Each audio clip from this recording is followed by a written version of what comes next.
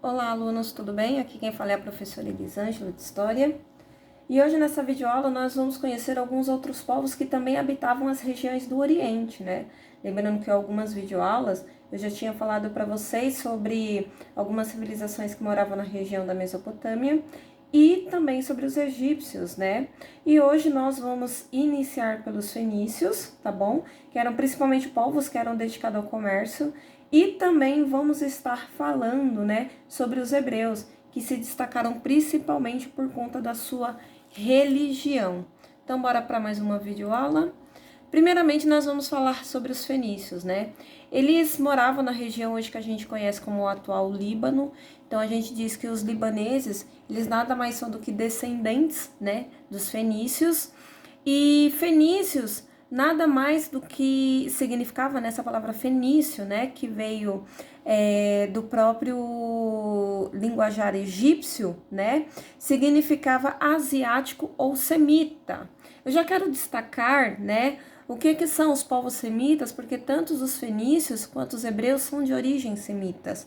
Os semitas, eles nada mais é do que um grupo, né, étnico e linguístico também, que tinha como seu ancestral em comum Sem, que nada mais era do que o filho de Noé. Vocês se lembram lá da historinha da Arca de Noé? Pois então, seria o filho de Noé.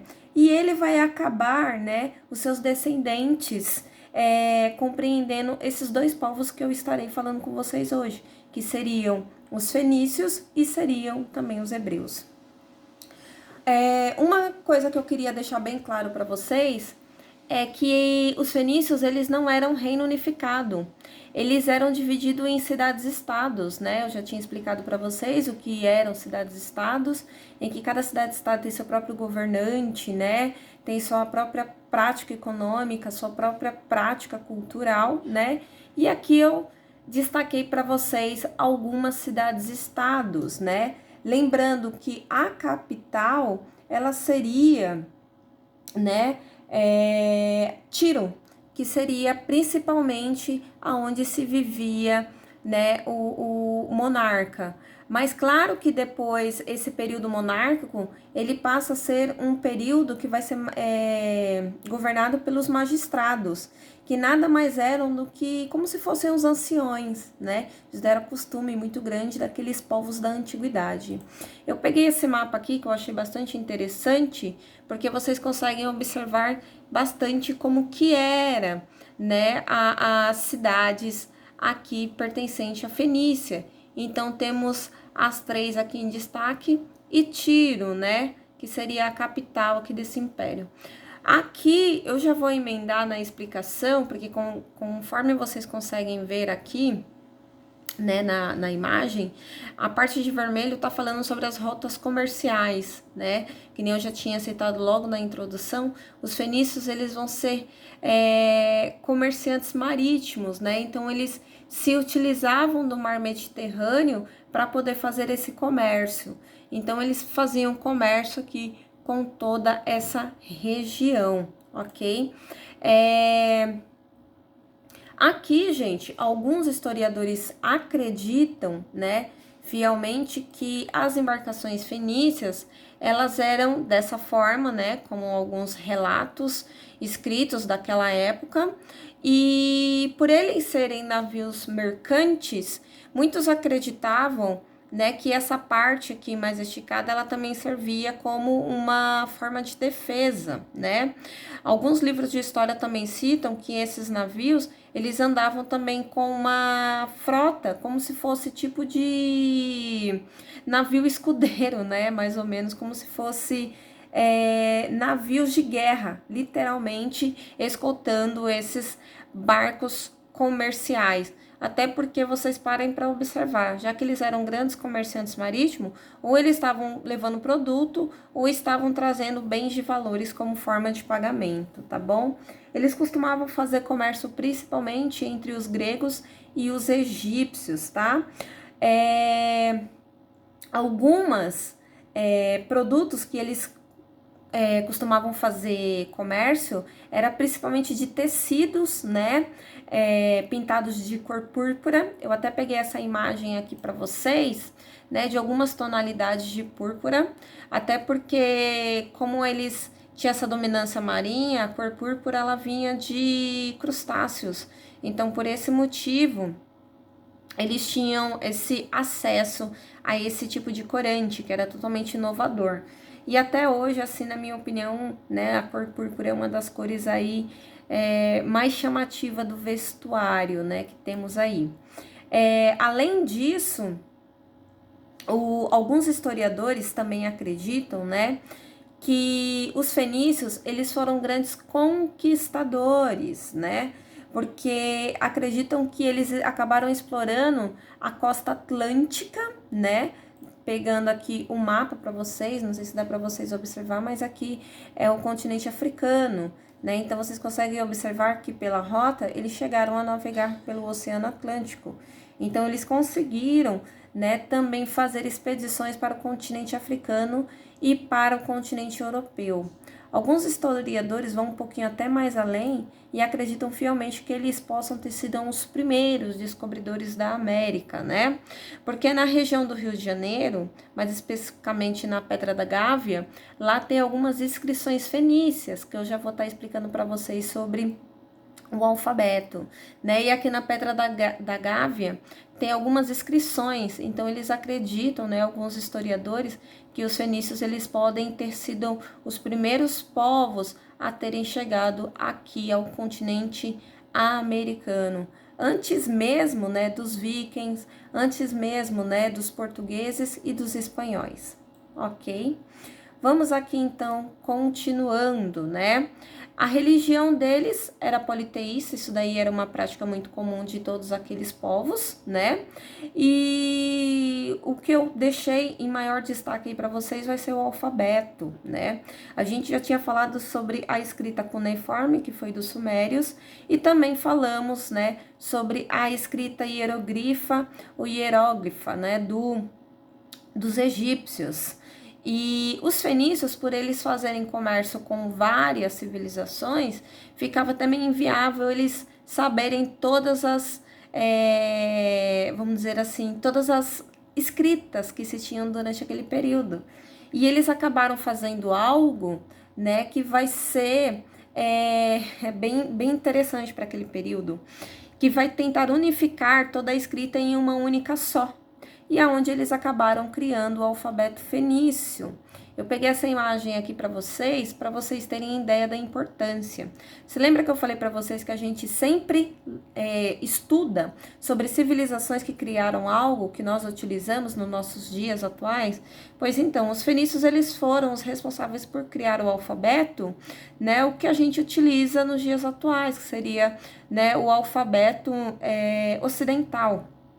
Então, aqui a gente consegue ver que os fenícios, eles criaram o alfabeto, só que os gregos e os romanos acabaram, vamos dizer assim, meio que popularizando, né, esse alfabeto e também agregando de uma forma, vamos dizer assim, mais simplificada. Então, que nem a gente consegue ver, alguns escritos, né, dos fenícios, eles se lembram literalmente ao nosso alfabeto atual. Até porque os gregos e os romanos, eles nada mais fizeram do que aperfeiçoar, né, o alfabeto dos fenícios. E aí os fenícios, eles acabaram criando um padrão, porque quem queria fazer comércio com os fenícios, acabava se aprendendo esse alfabeto para poder comercializar.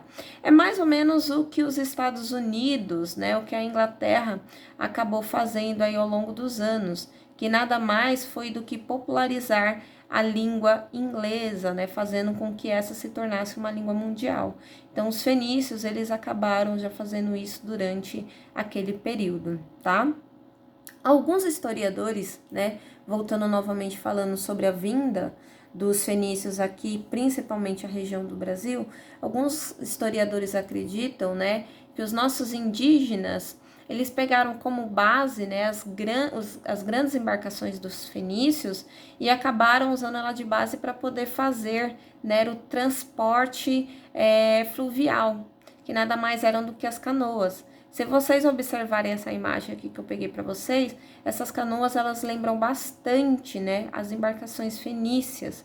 Então esse daqui também seria mais um vestígio, né, de que os fenícios tiveram contato com os nossos habitantes aqui do Brasil, tá? Ah, mas por que eles não dominaram? Porque eles não ficaram na nossa região. Que nem eu falei para vocês, eles eram de característica comercial, eles não eram de fazer, vamos dizer assim, colônias, nem de dominância de povos. A principal característica deles era fazer comércio e entrepostos, tá? Que nem voltando novamente aqui no mapa, a gente vê que tudo isso daqui são rotas comerciais, são entrepostos, né? Então, essas bolinhas brancas aqui nada mais são do que entrepostos comerciais, aonde eles acabavam também se abastecendo e fazendo comércio com o povo local. Ok, gente? Vamos então falar sobre, né, a nossa segunda civilização, que seriam os hebreus. Vamos lá então, né, para os hebreus. Os hebreus, gente, primeiramente, para se saber, a história dos hebreus ela é toda baseada no Antigo Testamento, né? Então, se quiserem conhecer bem mais, leiam o Antigo Testamento, que vocês vão conseguir compreender muito a história dos hebreus, tá bom? Inicialmente diz que os hebreus eles saíram da região de Ur, lá da Mesopotâmia, né? Não sei se vocês se lembram quando a gente falou sobre os caldeus, tá bom? E eles foram na direção a Canaã, que era a famosa Terra Prometida. E eles saíram dessa região em direção a Canaã, lideradas por Abraão. Abraão, ele nada mais era do que um patriarca, tá? Naquele período, os hebreus, eles eram comandados por patriarca, que eram, né, nada mais nada menos do que ancião, que lideravam o povo, né? Vai ser durante esse período que eles deixam de praticar o politeísmo e passam a cultuar um único Deus, né? Então, a principal característica dos hebreus vai ser o monoteísmo, que nem eu citei para vocês, né? Cada religião que a gente estuda, né? A gente sempre estuda porque eles deixaram algo de bastante importância para a nossa civilização atual. Majoritariamente, né? Hoje temos a religião cristã, né, que seria uma das maiores religiões monoteístas aí que temos, e eu peguei essa imagem aqui da Bíblia Sagrada, né, que ela é dividida em Velho Testamento e o Novo Testamento. Então, se quiserem saber um pouco mais sobre a história dos hebreus, leiam o Velho Testamento, ok? Então, os hebreus, né, durante esse período, eles faziam muito comércio com os egípcios, né? E eu não sei se vocês se lembram da história, né, de José do Egito, que vai ser um período em que todos os povos daquele período, eles iriam passar 7 anos de fartura e 7 anos de pobreza, né? Então vai ser durante esse período aí, né, de pobreza, que vai ser quando os hebreus vão acabar indo, né, para a região do Egito e vão acabar vivendo, né, em grande harmonia com os iquisos. Lembrando que o José, ele trabalhava para um faraó, né, iquiso. Claro que depois, quando os egípcios eles conseguem expulsar os iquisos, eles vão ver aqueles hebreus como se fossem grandes inimigos e vão acabar transformando esses hebreus em escravos, tá bom? Vai ser durante esse período, né, que os hebreus eles vão sofrer muito, né? E aí vai acabar aparecendo um personagem bastante simbólico para o povo hebreu, que vai ser quem? O Moisés. O Moisés, ele que vai ser o responsável, né, de liberar, né, de liderar o povo hebreu, né, do cativeiro que eles viviam, né, da escravidão que eles viviam do Egito, e vai acabar liderando eles, né, para a famosa Terra Prometida. Eu peguei essa imagem aqui, que é uma das imagens mais marcantes, que é a abertura do Mar Vermelho, né, que é quando eles fazem a travessia e conseguem vencer os exércitos egípcios que estavam tentando escravizar eles novamente, ok? Ou melhor, escravizar não, né? Matar, literalmente, o povo hebreu. Vamos aqui, então.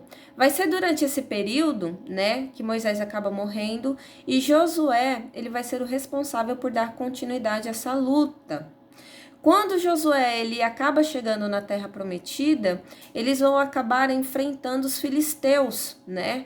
Até porque a gente sabe que quando eles deixaram Canaã, que seria a Terra Prometida, outros povos acabaram habitando aquela região.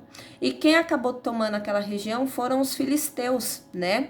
Vai ser durante esse período que vai surgir um personagem muito importante, né?